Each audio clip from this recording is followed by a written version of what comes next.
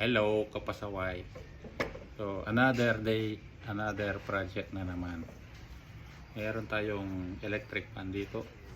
Yung capacitor na nasira, 1.5 lang yung value niya. So, parehas lang yung ilalagay ko, 1.5. Pero, 1,000 volts lang yung nasira. Ngayon, lagay ko 4,000 volts. Okay lang yun. Basta yung value niya, parehas lang. Yung shafting niya, mahigpit na rin. Kaya hindi na diretso. Kaya ito papalitin din natin ng bago. Yan, parehas lang yan, kasaway. So abangan nyo kung aandar pa kaya.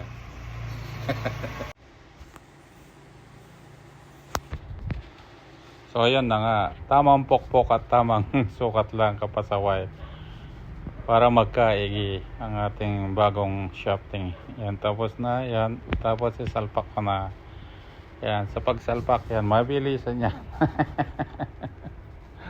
Salpak para matapos na agad, kapasaway. Dahil mahaba na yung video natin, kaya mabilisan na ang paglagay dyan. Tapos niyan, i-testing natin, tingnan natin kung convincing siya. Kapag papalit ng busing shafting pala. Yan, oh. Ilagay na yung mga ano niya, kaha niya, yan. Oh, tingnan na natin. Housing niya, yan.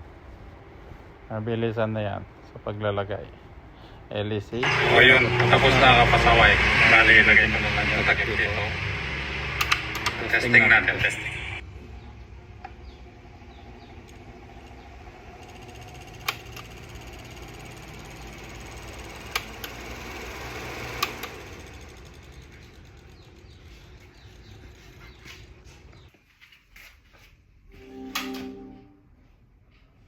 Number 1.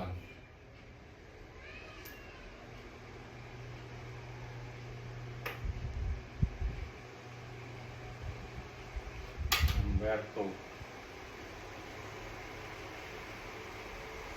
Ayan, all goods na, kapasaway. Testing na. So, yun lang. Salamat. Please like and subscribe. Salamat.